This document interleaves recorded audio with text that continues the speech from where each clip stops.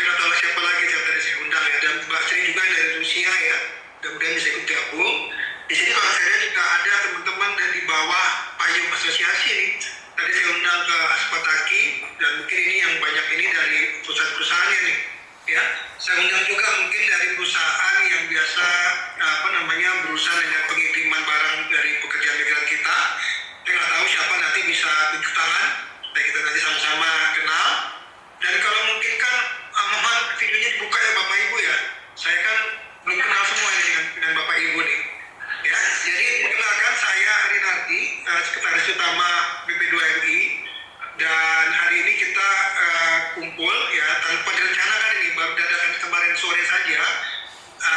Niat ini kita wujudkan pada pagi hari ini. Jadi gini Bapak Ibu semua, sebenarnya kan yang namanya isu terkait dengan barang bawaan PM ini adalah isu yang sudah lama bergulir, dan teman-teman semua sudah memakluminya bahwa terdapat ketidakjelasan aturan yang ada di pemerintah Indonesia bagaimana memperlakukan barang bawaan pekerja migran kita. Dan itu sudah cukup lama disuarakan oleh Pak Kepala Badan, Pak Beni, mungkin dari sejak 1 atau 2 tahun lalu. Bahkan kalau di beberapa forum, beliau selalu menunjukkan foto saat beliau sudah sepakat dengan Dirjen Bea Cukai terkait dengan akan diterbitkannya rancangan peraturan Menteri Keuangan terkait dengan pembebasan bea masuk atas barang bawaan dari pekerja migran Indonesia. Itu sudah sejak 1 atau 2 tahun yang lalu. Tapi ternyata PP2 ini tidak bisa bekerja sendiri, dan seolah-olah besok terbit. Nah, dan dari hasil pertemuan-pertemuan tersebut seperti tidak ada tindak lanjutnya, dan itu akhirnya membuat sedikit frustasi semua pihak, termasuk Pak Beni.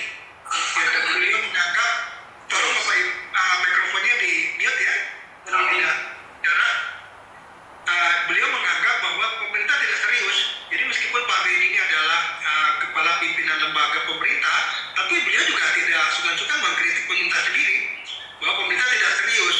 Bagaimana pemerintah harusnya bisa membuat regulasi yang jelas bagaimana memperlakukan barang-barang bawaan dari pekerja migran kita. Jadi setelah pertemuan dengan Dirjen Bea Cukai tersebut tidak ada tindak lanjut. Nah, setelah kami kemudian melakukan pendekatan, bahkan kalau nanti mungkin dari Pak Sukarman, nanti direktur bisa menjelaskan ya, berapa belas kali kita melakukan rapat dengan Bea Cukai, dan kedua belah pihak antara BP2MI dengan Bea Cukai sudah sepakat, setuju, tidak ada isu, no isu, segera PMK tersebut diterbitkan. Bahkan Ibu Menteri Keuangan itu yang saya tangkap, beliau itu sudah gak sabar menekan peraturannya. Tapi ternyata tidak semudah itu Bapak Ibu. Ada pihak lain juga yang punya kepentingan, dan mereka juga tidak mudah untuk diberikan pemahaman. Siapa mereka?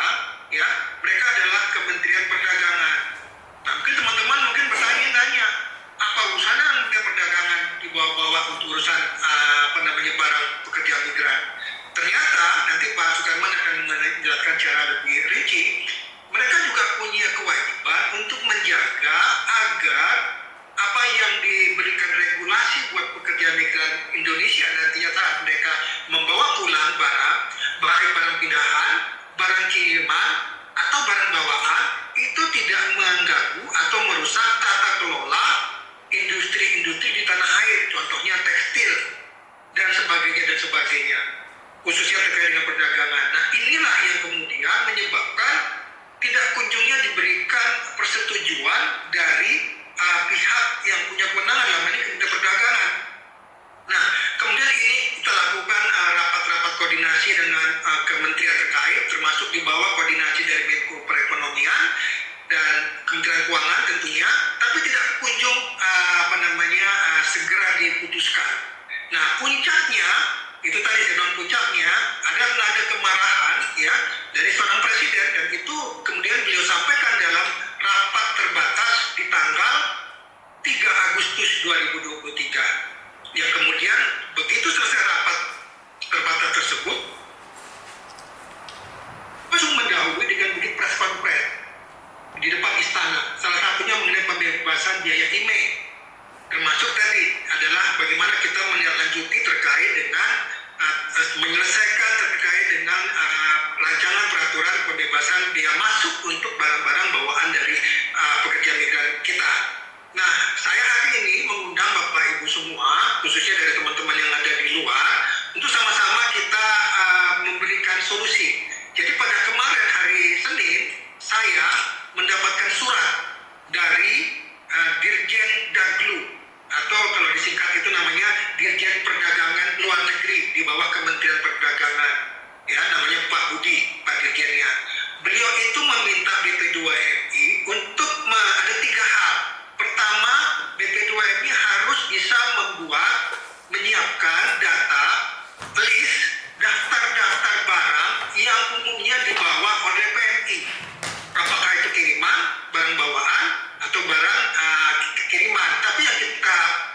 fokuskan adalah kiriman. Karena kalau bawaan dan itu bagian daripada dia pulang selesai kontrak, itu mungkin sudah ada aturannya dan itu dibebaskan. Tapi yang jadi permasalahan adalah barang kiriman. Nah, itu kita diminta untuk membuat listnya. Misalnya barang rumah tangga apa saja, barang pribadi apa saja, barang-barang elektronik apa saja. Lah kami berpikir BP2MI itu kan urusannya pekerja migran. Nggak pernah ada di database kami ngurusin yang namanya barang. Nggak ada satupun di dalam sistem kami yang mencatat itu barang ini apa, barang ini apa. Kami disuruh buat itu dan harus sampaikan paling lambat hari ini sore. Karena besok mereka mau rapat. Dan kami tentu nggak punya datanya. Nah, meskipun kami tidak bisa mengatakan tidak bisa begitu saja, kami juga minta bantuan teman-teman Bea Cukai. Teman-teman Bea Cukai lah yang punya data tadi. Karena mereka lah yang selama ini berhubungan langsung dengan pekerja migran. Saat mereka datang ke Indonesia, pulang, pasti yang akan berhadapan pertama kali adalah teman-teman Bea Cukai. Jadi kalau di Bea Cukai itu bukan pajak ya teman-teman ya, beda ya. Dimasuk Bea Cukai itu adalah bea, beda dengan pajak. Jadi kalau ada yang menyebut, wah kena pajak, bukan pajak yang dikenakan, bea masuk, ya, bea masuk. Nah, itu teman-teman Bea Cukai. Dan kemudian saat ini kita diminta untuk memberikan data. Kami nggak punya datanya, tapi kami juga tidak pengen menyampaikan hal yang sama sekali kosong. Kami sudah punya data sementara dari Bea Cukai, tapi kami pengen juga dapat masukan dari teman-teman semua, khususnya yang ada di luar negeri, para pegiat, ya, kemudian juga para pelaku jasa pengiriman barang, teman-teman dari P3MI di bawah asosiasi, dan juga para pemerhati, ya Pak Parianto dan sebagainya. Sepertinya apa nih? Jangan sampai nanti kita mengusulkan, tapi ternyata tidak sesuai dengan apa yang ingin menjadi harapan dari PMI secara keseluruhan. Nah, kira-kira gitu gambaran rapat kita pada pagi hari ini. Waktunya nggak panjang Bapak Ibu. Saya mungkin sampai jam 12 saja, kurang lebih 2 jam, karena saya harus segera melepas pekerja migran kita ke Korea pada hari ini jam 1 nanti. Dan kita akan coba bahas ini fokus hanya ke masalah itu saja.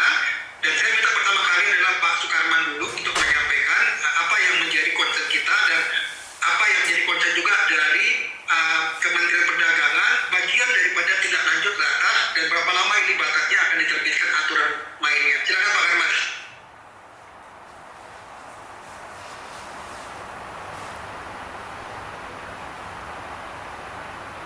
Masih di mute Pak Karman? Masih di mute? Di unmute dulu Pak Karman. Pak Karman nggak bisa mute karena mungkin dari panitia tadi bisa Pak. Ya, izin Pak, tadi nggak bisa di ini. Baik, terima kasih Pak Ses. Assalamualaikum warahmatullahi wabarakatuh. Salam sejahtera untuk kita semuanya.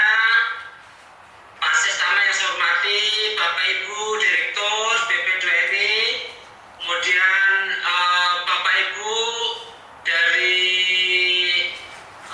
asosiasi ya komunitas di berbagai negara, Pak Putra, Kepala BP3MI Banten, mohon maaf tidak saya bisa sebut satu persatu ya. Izinkan saya memperkenalkan diri dulu, mungkin sebagian besar belum kenal saya. Saya Sukarman, saya Direktur Penempatan Pemerintah untuk kawasan Eropa dan Timur Tengah. Kebetulan dari awal diminta oleh pimpinan untuk mengawal proses terkait dengan pembebasan biaya masuk barang kiriman PMI. Nah, menambahkan dari beberapa poin yang disampaikan oleh Pak Ses tadi, yang pertama adalah bahwa perjuangan untuk pembebasan biaya masuk barang kiriman PMI ini sudah dimulai sejak akhir tahun 2021 ya. Waktu itu Pak Kepala Pak PD Ramdhani bertemu langsung dengan jajaran Bea Cukai ya. Namun memang kebijakan untuk pembebasan biaya masuk ini harus melalui berbagai macam proses peraturan birokrasi ya. Nah, jadi termasuk untuk penyusunan RPMK ya. Jadi di dalam penyusunan RPMK ini juga di internal Kementerian Keuangan awalnya juga ada sedikit resistensi karena memang dengan adanya pembebasan biaya masuk ini kan berpotensi untuk mengurangi pendapatan penerimaan negara dari Bea Cukai seperti itu. Sementara target tiap tahun itu target penerimaan Bea Cukai itu tiap tahun nambah seperti itu ya. Nah, tapi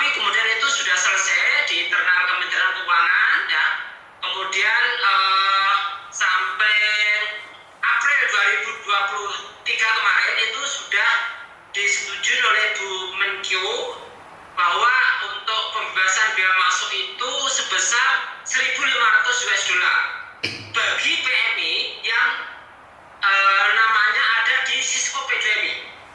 Jadi yang prosedural ya, PMI yang prosedural. Sementara untuk PMI yang tidak ada di Cisco tapi dia namanya ada di PMI Peduli di Kemenlu itu diberikan pembebasan 500 US dollar ya, setahun.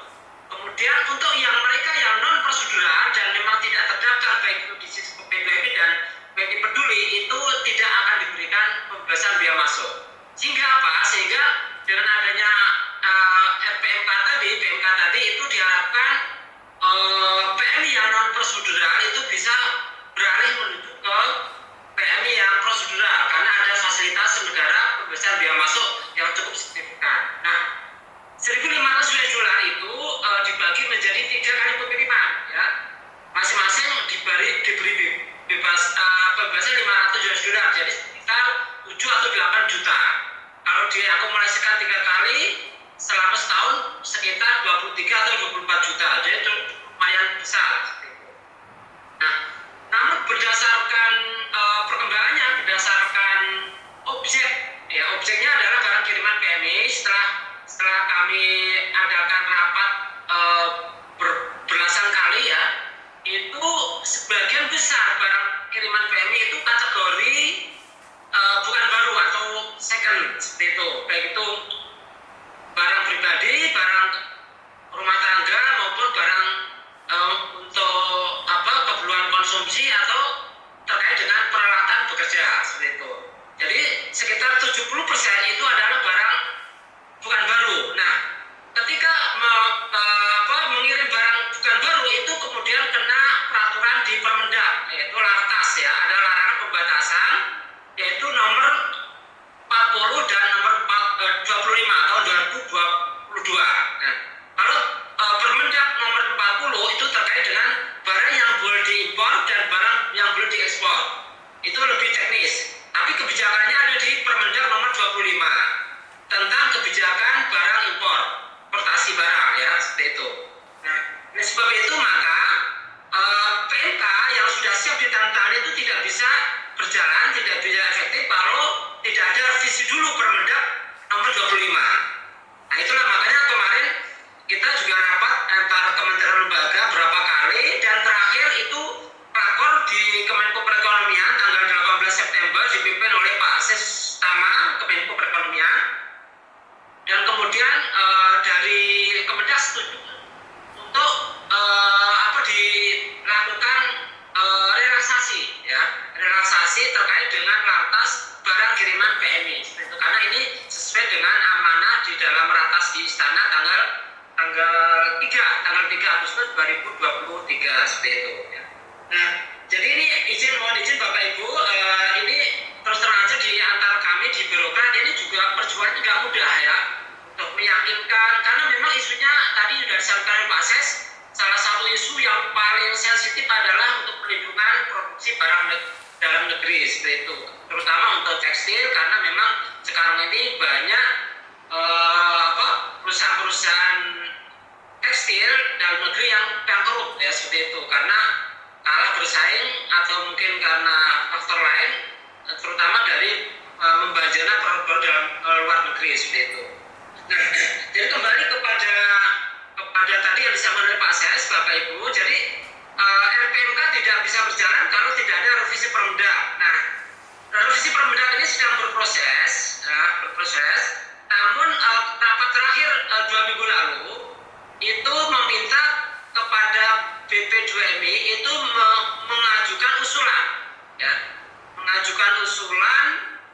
terkait dengan jenis barang dan juga besaran jumlah, ya, dari yang barang PMI yang akan diberikan fasilitas pembebasan biaya masuk. Nah, ini sebenarnya terus terang aja kami dari internal BP2Mi tidak ada data terkait itu, ya, karena memang di Cisco kami juga nggak pernah merekod tentang barang kiriman PMI ini, gitu. Nah, sebenarnya memang ada di Bea Cukai, tapi Bea Cukai juga ternyata informasinya hanya umum aja, gitu. Nah, jadi pengusul dari jenis dan jumlah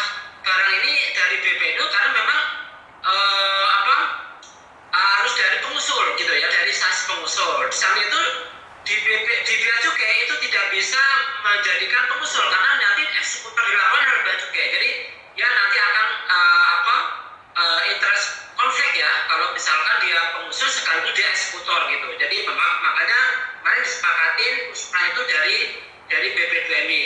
Nah masalahnya adalah di kami di BP2MI terus terang aja data terkait itu sangat minim. Nah, sebab itu kemarin atas saran Pak Cek, kemudian kita diminta bantuan dari teman-teman komunitas di berbagai negara untuk menyampaikan ya masukan kalau bisa juga dalam bentuk file terkait dengan jenis barang yang biasa dikirim oleh para PMI kita ya. Nah kami sudah mendapatkan masukan ya. Pertama adalah dari Bea Cukai itu juga sudah kemarin sudah mengirimkan tapi sifatnya gelondongan juga ya. Nah itu dalam kategori juga pertama barang keperluan pribadi, kemudian Kalau bisa tolong di-share aja Pak. Bisa ya. Biar teman-teman bisa untuk hostnya siapa ini ya? Operator. Akan seperti biasa nanti. tolong operator bisa memberikan hak buat bisa membuka share ke rekaman ya. Mas Ilyas. Ya, kalau ya nanti Mas Elis ya operatornya ya. Iya. Kalau nanti kita ini aja kita share atau kalau bisa kami diberi akses untuk menyampaikan. Mas Eko. Mas Ilyas tolong jadi komen Mas. Sudah dibuka Pak untuk bisa share Pak. Oke. Sudah Pak, saya bisa buka Pak Kenan bisa buka. Bapak bisa langsung buka share Pak. Mas Elias udah di share sama Mas Eko. Mas tolong kalau bisa ditampilkan Mas Elias. Enggak, di tempatnya Pak Karman itu udah bisa buka. Oh udah. Mas Eko udah join belum? Waduh. Sebentar. Saya minta ke Theo saya untuk join supaya nanti bisa di share. Atau Mbak Sandra Pak? Enggak, sebenarnya cukup Pak Karman aja Pak Karman. Enggak usah nyuruh orang lagi. Pak Karman bisa itu. Tinggal WA aja. Bentar. Asal jangan di-share itu aja WA-nya Pak. Iya, sebentar. Nah, ini kebetulan Gambarin lalu. alon-alon nih biasa. Mbak ini Mbak sendiri bisa nge-share ya? Nggak bisa. Masih kaku nih Pak, biar begini Pak. Aduh, izin Pak sebentar. Kan udah lulus. Kita tahu Mbak Yuni Hongkong. Mbak Yuni Mana nih Hongkong. Mbak Yuni nih? Kalah nih generasi Z. Mbak Yuni generasi Z. Diguyu Mbak Yuni Hongkong apa nih? Hati-hati sama gambar yang dikirim.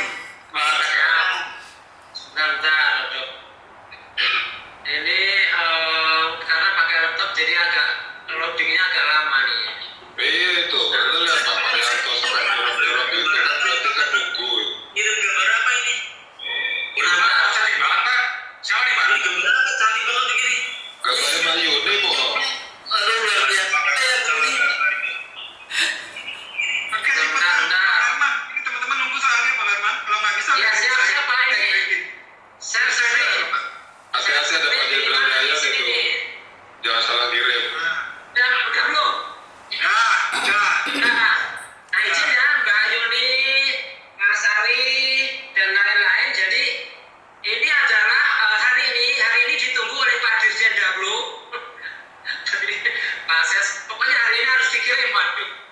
Jadi ini kami sudah nyiapkan surat Pak Ses ke Pak Dirjen Dablu dan kemudian dalam lampirannya seperti ini ya.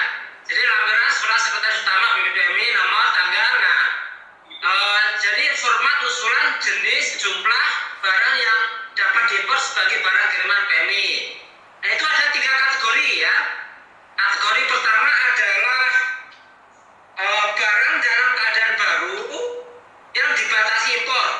Ya, jadi dia memang di dalam Permendak nomor 25 itu ada kategori barang dibatasi impor. Itu diimpor dalam keadaan baru. Ya. Nah, kemudian yang kedua adalah kategori. Nah, ini saya juga harus bukanya. Yang kedua adalah barang bebas impor, ya, barang bebas impor dalam kondisi tidak baru atau second. Kemudian yang ketiga adalah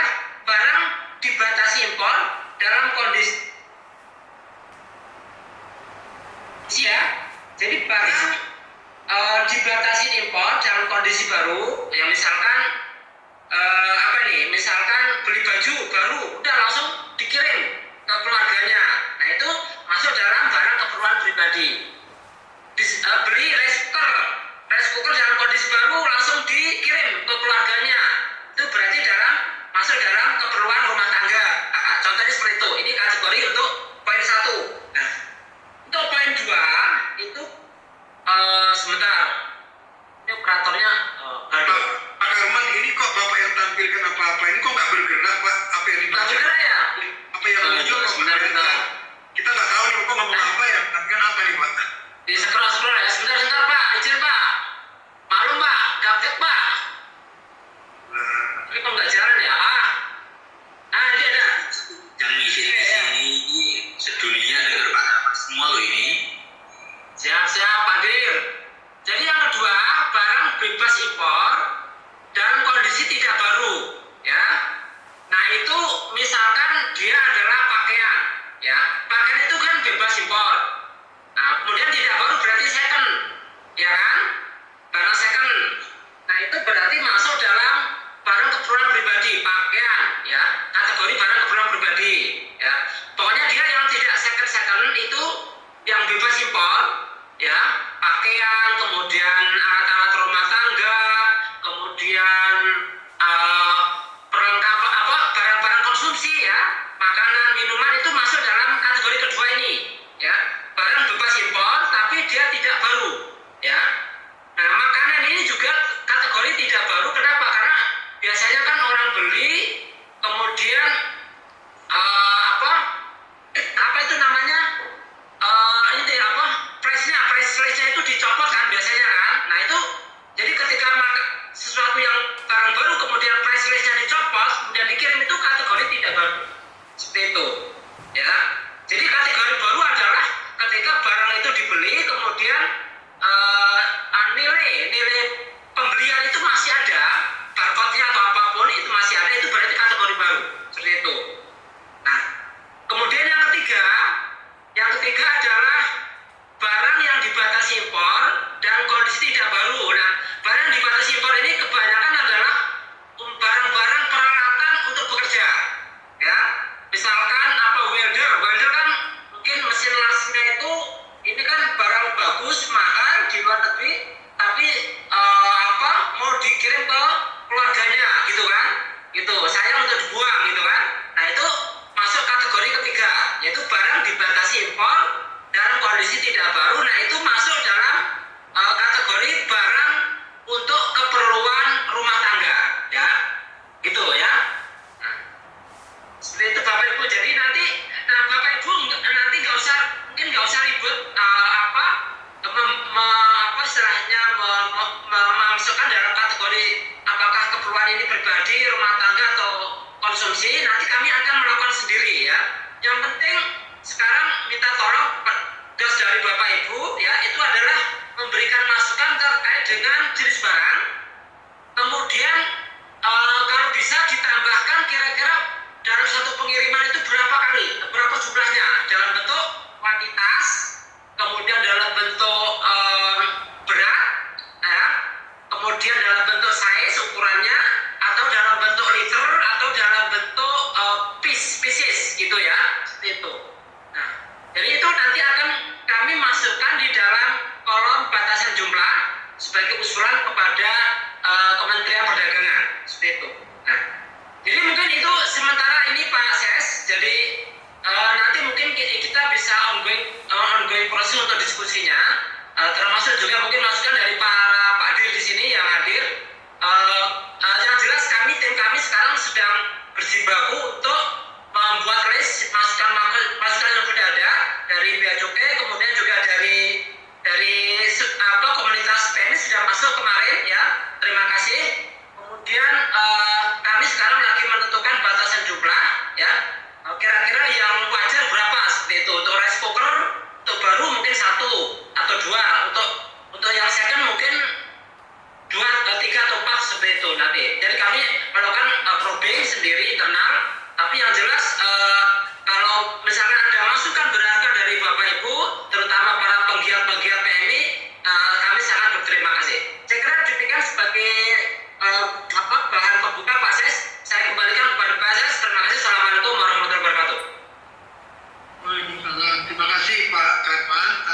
sekalian, itu tadi penjelasan lebih teknis dari Pak Karman ya. Saya yakin mungkin beberapa teman-teman juga tidak terlalu paham. Inilah potret birokrasi kita seperti itu. Kalau dibilang jelimet, ya begitulah namanya republik kita ini. Mana-mana emang begitu. Jadi ya mohon dimaklumi. Pengennya kami cepat tuh ya, kayak model kayak Pak Beni kan. Tapi gimana ya? Sana sini juga punya birokrasi yang harus kita patuhi. Tapi intinya kita tetap ingin menjalankan ini sesuai dengan harapan semua pihak. Harapan siapa ini? Tentunya PNI. Nah, kami berharap teman-teman PNI yang diwakili oleh para pegiat ya. Di sini ada Mbak Yuni, ada Pak Baryanto, ada Pak Ari ya, dan yang lain-lainnya mungkin yang juga ikut gabung. Itu nanti saya mohon untuk memberi masukan. Karena ini sifatnya hanya sementara saja. Artinya bisa saja nanti di kemudian hari harusnya ada penyesuaian kembali terkait dengan item-item apa tadi yang diperbolehkan masuk. Intinya sekali lagi, Kementerian Perdagangan juga punya kewenangan. Kewenangannya adalah membatasi barang-barang masuk yang dikategorikan impor tadi untuk tidak mengganggu atau dalam tanda petik ya merusak tata kelola industri dalam negeri. Itu yang harus kita pahami dan kita hormati. Nah, saya sekarang beri dulu kesempatan pertama dari Pak Parianto ya. Pak Parianto kemarin sudah saya kasih juga bahan. Nanti setelah itu dari Mbak Yuni dan mungkin teman-teman lain yang juga dari pegiat yang bisa menyampaikan dan mungkin yang lainnya setelah itu. Silakan Pak Parianto.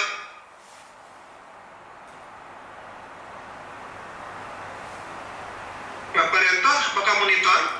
Kalau tidak monitor, saya serahkan ke Mbak Yuni dulu. Silakan Mbak Yuni. Layarnya nggak bisa Pak, saya nggak bisa melihat siapa-siapa ini. Layarnya kan masih di-share. Masih di mute, Mbak Yuni masih di mute. Silakan Mbak Yuni. Halo, sudah Pak? Mbak Yuni masih di mute. Unmute dulu Mbak Yuni. Oke, siap. Halo? Sudah kedengaran Bapak? Ya, sudah kedengaran. Ini layar saya kok masih tetap ya itu yang share tadi ya? Iya, tolong dimatikan Pak Karman. Pak Karman belum tahu cara matikan. Di end Pak. View-nya, share view-nya dimatikan Pak. Bukan videonya Pak. Share view-nya dimatikan Pak. Jadi itu kan sudah selesai Pak. Pak Karman. Pak Karman, share view-nya nih, kapten gini Pak, sebentar Pak, izin Pak, sebentar Pak. 3 tahun di pandemi main Zoom terus kok, ya Allah. Silakan lanjut Mbak Yuni. Oke, terima kasih Bapak penjelasannya. Selamat siang Bapak-bapak yang terhormat. Jujur dengan penjelasan tadi saya rada ngeluh Pak, karena menurut pendapat saya pribadi ya itu terlalu jelimet dan terlalu tatanan. Tapi sekali lagi seperti yang Pak Sestama katakan bahwa ini negara kita ada peraturannya, ada birokrasinya. Karena itu saya tetap akan menghormati apapun keputusan dari pemerintah kita. Yang pertama yang ingin saya katakan adalah tentang barang keperluan pribadi dan juga barang rumah tangga. Bagi saya itu terlalu mengada-ngada ya Pak ya. Kan dikatakan di situ barang pribadi atau apa. Nyatanya ini bukan gosip. Saya ada beberapa bukti yang seperti yang saya katakan wajan. Ini harus diselidiki juga. Saya tidak tahu itu bea cukai atau pihak pengiriman. Dan masalah barang-barang hilang itu siapa yang bertanggung jawab sementara kami membayar. Dan masalah ini menjadi besar saat saya katakan celana dalam harus kena pajak 800. Itu sebenarnya masalah yang membuat saya kenapa saya ingin berbicara langsung dengan bea cukai beserta buktinya Bapak. Jadi tidak cuma omong kosong. Ini adalah berupa celana dalam seperti yang dikatakan oleh Pak Doni, Miss Yuni, ada yang menduga bahwa di dalam celana dalam itu ada tas mewah. Oke, jika memang ada tas merah, kenapa dimasukkan dalam jalur hijau? Ini pertanyaan saya. Jalur hijau berarti kan nggak dicek. Kalau nggak dicek, kalian curiga kenapa nggak dibongkar? Nah ini sebenarnya birokrasi yang membuat saya mumet ya. Saya ada buktinya sempak cuma 3 gelintir, harga $70, dikenakan pajak. Kan tadi dikatakan oleh Bapak bahwa jika mereka terdaftar di Cisco, maka mereka berhak mendapatkan $1.500 yang secara prosedural. Ini anak prosedural. Tapi kenapa tidak dikasihkan seperti yang dikatakan ada dalam undang-undang tersebut? Terus undang-undang itu buat siapa sih sebenarnya? Dan ada beberapa orang kirim barang dengan harga 400, bukan US dollar loh, 400 Hong Kong dollar, dikenakan pajak 3 juta. Nah, selama ini apakah bea cukai itu cuma menutup mata saja? Bahkan staf-staf dan pegawainya itu lebih garang daripada saya yang damprat sindikat. Mereka lebih ganas dan lebih garang. Dari sini sebenarnya kalau saya pribadi melihat bahwa selalu ada rapat, tapi keputusannya tidak ada. Bea Cukai mengatakan, oh tidak, di Jakarta masih bagus, sama-sama kirim barang Bapak. Di Banyuwangi kirim barang, celana dalam, dan di Jakarta kirim kotang. Kenapa yang kotang cuma nebus 40.000? Tapi kenapa yang sempak malah nebus 800.000? Ini tetap tidak ada di logika saya. Anda mengatakan tentang undang-undang, tapi kenapa Anda tidak menjalankan undang-undang? Kalau memang sudah dibatasi, mereka punya Cisco. Kenapa kalian nggak ngecek Cisco-nya? Kalian bilang 1.500. Oke, kiriman berapa? Satu tahun sekali 1.500 atau satu kali pengiriman 500? Itu masih belum. $70 setara dengan uang Indonesia 200, tidak sampai 200.000. Bagi saya, yang lainnya saya rasa itu cuma bercanda aja. Dibahas semakin lama. Ini yang satu contoh konkret satu aja tidak selesai. Bagaimana Anda akan membahas dengan paketan-paketan yang katanya makanan ataupun yang lainnya? Bagi saya tidak. Saya tidak bisa menerima seperti itu. Karena pada kenyataan sesuatu yang kecil aja kalian tidak bisa menyelesaikan. Bagaimana bisa berkembang dari yang kecil? Dan jika dibatasi pengirimannya, seharusnya Anda sebagai pegawai Bea Cukai atau BP2MI menyurati pihak pengiriman barang. Batasi mereka. Dilarang pakai XL. Semuanya harus pakai M. Kalau M tidak kena pajak, kalau L kena pajak, kalau XL kena pajak. Kan sudah dibatasi. Kalian yang harus buat peraturan, bukan kami yang harus belajar terus Pak. Karena kami sudah cukup bingung dengan peraturan majikan. Jadi lebih tentukan aja. Oke, kalau kalian mau kirim barang XL, maka akan merugikan pemerintah. Maka tidak diizinkan untuk kirim barang XL. Kalau kalian memaksa kirim XL, maka didenda 2 juta. Saya setuju. Pastikan aja, langsung ngomong, nggak peduli isinya apa. Nggak mungkin Pak, para TKW itu kirim barang mewah. Kalaupun kirim barang mewah itu bekas majikan. Itu bekas majikan, dan Anda katakan bahwa bekas barang yang sudah dipakai itu tidak kena pajak. Dan Anda katakan merugikan perdagangan. Perdagangannya yang mana Pak? Seorang pekerja migran berapa sih? Dikasih uang, dikasih baju majikan setumpuk, langsung dikirim dan kalian kenakan pajak. Bagi saya nggak lucu. Jadi kalau saya pribadi, kalau kalian minta detail-detailnya, sebaiknya satu, tentukan aja yang mana yang tidak bisa dikirim dan mana yang bisa dikirim. Kalau kalian minta, apakah saya akan katakan sempak 5 Pak, bra 7, baju bekas 20, terus kirim Milo, apakah itu juga merugikan Pak? Saya rasa tidak. Karena mereka kirimnya nggak mungkin setiap bulan Pak.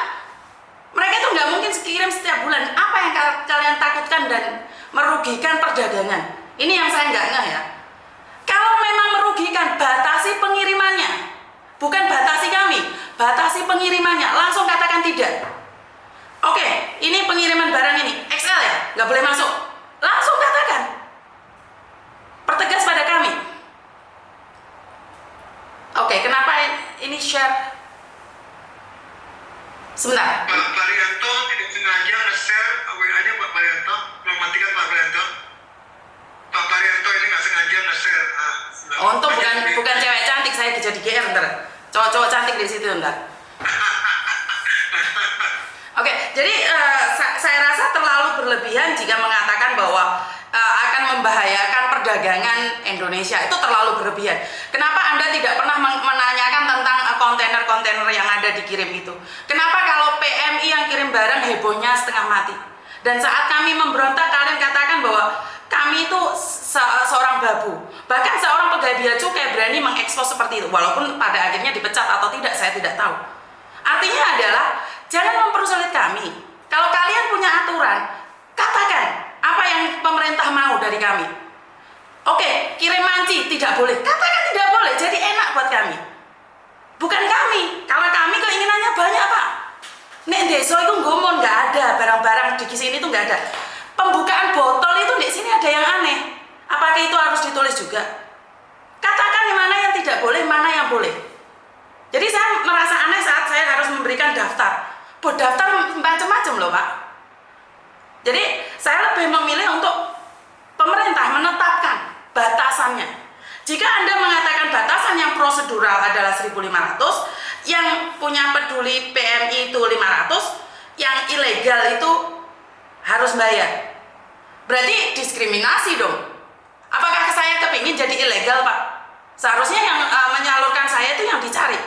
Nah, ini saya tidak setuju dengan mengatakan bahwa yang ilegal tidak boleh kirim barang, yang ilegal harus bayar. Jadi sediakan pekerjaan buat kami biar kami nggak keluar negeri. Ini. Jadi kritikan saya adalah berikan dan tentukan apa yang kalian mau sebagai pemerintah. Berikan batasan-batasan itu. Kalau memang pengiriman barang mengatakan seperti ini, ya udah seperti ini. Kami taat kok. Tapi kalau kalian yang nanya, lah ya kita rakyat oke lah Pak. Biasanya pemerintah buat undang-undang seenaknya dewe 1.500. Tapi pada prakteknya sampai hari ini Surabaya tidak klarifikasi. Sampai saya bilang, kalau uang itu tidak dikembalikan nggak apa-apa, kita ikhlas. Itu anggap aja ain kafan. Betapa kecewanya kami. Jadi di sini saya ingin bilang, batasin pengiriman barang. Hentikan orang-orang yang kirim barang itu, bukan kami, pengirim barangnya. Jadi bukan kami yang terus jadi mangsa. Kalian enak aja kirim barang, kita bayar 2 loh Pak. Di Hongkong bayar, di Indonesia bayar loh. Dan nyampe pun barang hilang. Saat barang hilang siapa yang saya tanyakan? Pada siapa saya bertanya? Jadi yang saya katakan adalah buat ketentuan kami akan taat. Jika pemerintah mengatakan berbahaya untuk mengirim barang karena takut perdagangan, hentikan. Totalitas hentikan. Biar kami lebih baik nyimpan kirim uang mentahannya. Biar ibuku beli katok sendiri di Indonesia. Itu lebih tahu batasan. Yang pertama, yang kedua, berkomunikasilah dengan pengiriman barang yang ada di Hong Kong ataupun yang ada di Taiwan atau semua di luar negeri. Bagaimana kalian berkomunikasi? Jika kalian mencurigai di dalamnya ada tas mahal, walaupun jalur hijau, bongkar di jalur kup merah. Jadi itu aja Pak Sestama, dan saya harapkan Bea Cukai juga meneliti stafnya ya. Jangan jadikan kami adalah barang kami menjadikan seolah-olah kami itu kaya raya Pak. Masa iya kirim sepatu harus 2 juta? Karena melihat harganya 400. Ya secara logika Hong Kong dolar. Oke, kalian berpatokan pada US dollar. Tapi apakah mungkin ini pembantu? Kan mereka kan kalian bilang terdaftar di Cisco. Kan harusnya gratis loh. Di bawah 400 loh. 400 US dollar loh. Tapi kenapa kalian kenakan pajak? Ini saya baru tahu ini. Di bawah 500 nggak kena pajak. Tapi kenapa kalian kena pajak? Saya ada buktinya loh. Saya ada buktinya. Jadi kalau butuh bukti-bukti yang lainnya dari pajak, berarti Bea Cukai saya sangkal semua ini. Pernyataan ini saya sangkal semua. Apa yang Anda buat aturan ini tidak pernah mengena pada kami. Jadi pengiriman barang yang kalian katakan di bawah 500 tidak kena pajak, tidak kena Bea Cukai, itu salah. Jadi kembalikan uang kami jika ingin kalian mengatakan bahwa itu peraturan pemerintah. Kalian katakan ingin supaya semua taat pajak ataupun Bea Cukai. Tapi kenapa kami yang harus taat? Bagaimana dengan orang-orang lain selain kami? Itu aja Pak, terima kasih atas waktunya. Baik, terima kasih Mbak Yuni ya, teman-teman semua. Jadi gini, mengapa ini forum sengaja inisiatif saya buka? Kalau kami ini soalnya dari instansi pemerintah cuma kami BP2MI. Kami tidak mengundang Bea Cukai, kami tidak mengundang Kementerian Perdagangan, karena posisi kami sama dengan teman-teman PMI. Kami itu yang namanya PMI itu harusnya ada perlakuan khusus, nggak usah dengan segala macam aturan ketentuan yang jelimet seperti ini. Tapi peraturan kami atau peraturan yang kita butuhkan tadi itu nggak di kami, adanya di kementerian lembaga lain, sehingga disitulah kami harus meminta pendapat dari teman-teman semua. Apapun nanti disampaikan kami terima, karena memang tujuannya kami itu yang sebenarnya PMI itu harusnya seperti itu. Jadi jangan ada sudon, jangan ada prasangka bahwa semua orang itu patut dipersangkakan dia dalam mengirim barang itu disisipkan atas Hermes, tas merek mahal-mahal, kemudian di sini dijual kembali. Itu kan prasangka.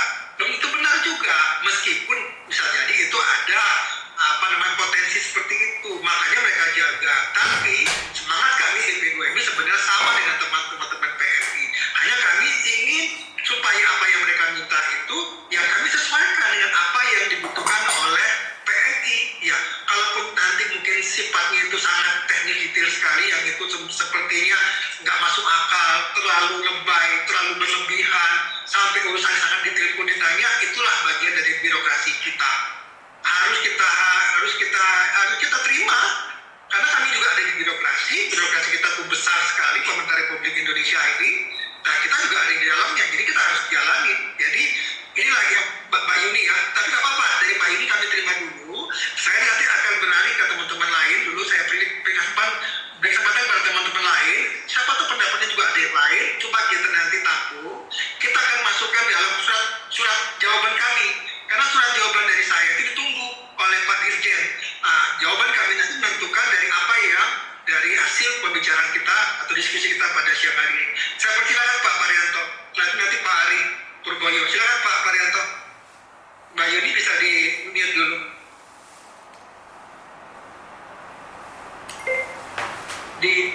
Siap. Terima kasih teman-teman semua. Assalamualaikum warahmatullahi wabarakatuh. Jadi saya tidak bisa berbicara banyak terkait barang-barang bea cukai ya, karena kami tidak mengalami sendiri langsung ya. Cuman ada di grup, kebetulan di situ ada juga petugas dari bea cukai, salah satu bea cukai. Nah, kami hanya menampung keluhan-keluhan dari teman-teman, dan kami juga tidak bisa berbuat banyak gitu kan. Mungkin di sini ada teman-teman yang masih di luar, ada Mbak Nopi atau siapa itu yang sengaja kami undang supaya mereka lebih tahu kan terkait bea cukai itu kan. Jadi kami belum bisa ngasih masukan. Oke. Gitu. Terima kasih. Ya baik, makasih Pak Parianto. Ada Mbak Novi atau mungkin yang lain? Mas Ari, silakan Mas Ari Purboyo. Pak Ari, ya, silakan. Ketua Jangkar ini, silakan. Pak Ses. Assalamualaikum warahmatullahi wabarakatuh. Waalaikumsalam. Aki Indonesia lagi ya, jam 10 ya. Jadi perkenalkan, nama saya Ari Purboyo. Saya dari Jakarta. Bapak Ibu sekalian, saya hari ini sedang berada di Korea Selatan karena mengikuti kunjungan kepala badan dan mendampingi supaya tidak tertutupi. Istilah pesannya Pak ya. Pada intinya begini. Pada intinya setiap negara mungkin akan berbeda, Bapak Ibu sekalian. Karena kalau untuk Hong Kong mungkin banyak didominasi oleh ibu-ibu ya. Kalau yang di Korea ini didominasi bapak-bapak, walaupun barang yang dikirimkan untuk ibu. Ini kalau saya melihat fakta di lapangan ya sama dengan Mbak tadi yang Mbak pertama Itu Mbak Yuni itu sama Pak. Jadi mungkin lebih teknis itu jangan jelimet Pak. Kalau masukan saya ya, yang pertama itu jangan jelimet. Jadi mungkin ya kalau yang dikirim itu sopir begitu lah ya, paling kalau keren-keren sedikit HP kan begitu, ada kejelasan apa namanya, karena barang-barang itu bukan barang kemarin sore Pak, pasti apa namanya tidak sulit untuk kita sebutkan dan artinya ada sesuatu sebetulnya di birokrasinya Pak. Kan pengiriman bukan bea cukai ini kan bukan apa namanya, bukan barang baru kan begitu, bukan barang baru. Kalau kami yang melaksanakan di lapangan itu terkadang hanya main tembak saja, ini tugasnya, ini kena anu sekian dan sekian, jadi nanti terus ada keributan, baru nanti kita evaluasi. Yang pertama itu untuk barang-barang yang dikirimkan itu saya kira mungkin lebih ke size Pak.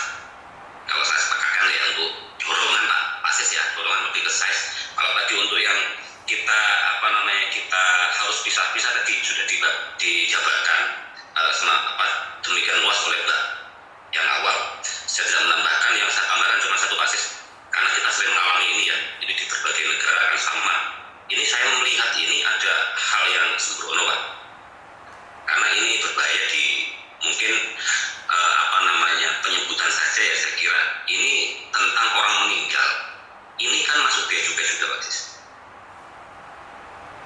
masuk bea cukai yang tadi non pajak ya. Jadi saya sering mengalami ini orang meninggal ya, yang dari luar negeri itu selalu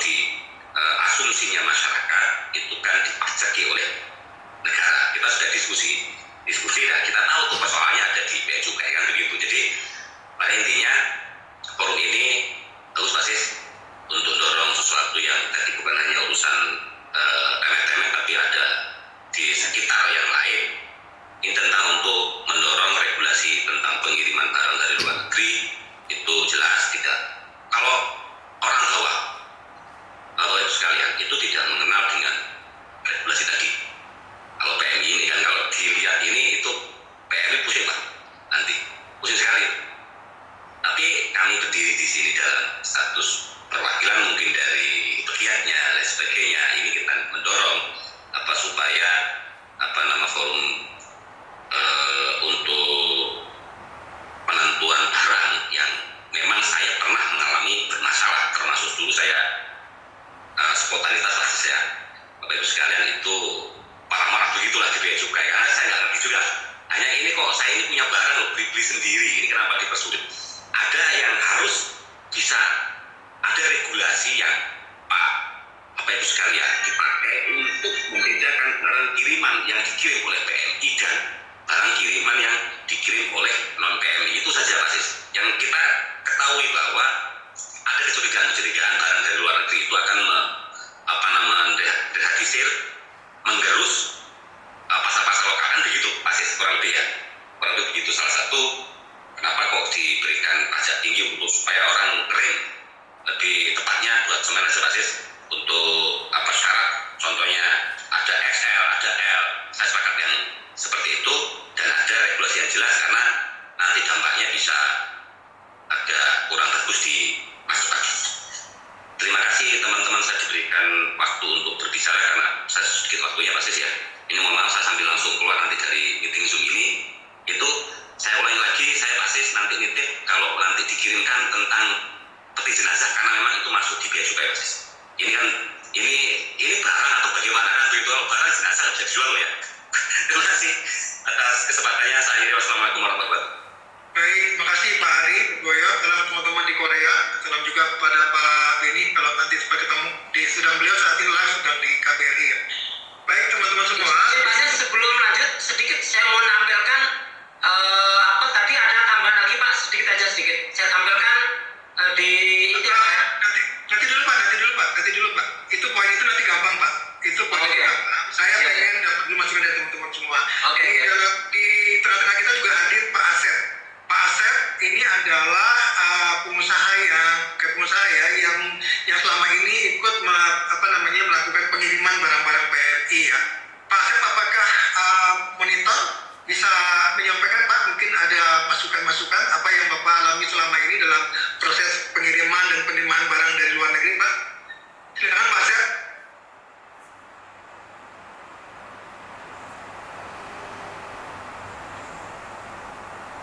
Pak Asep, apakah monitor Pak Asep?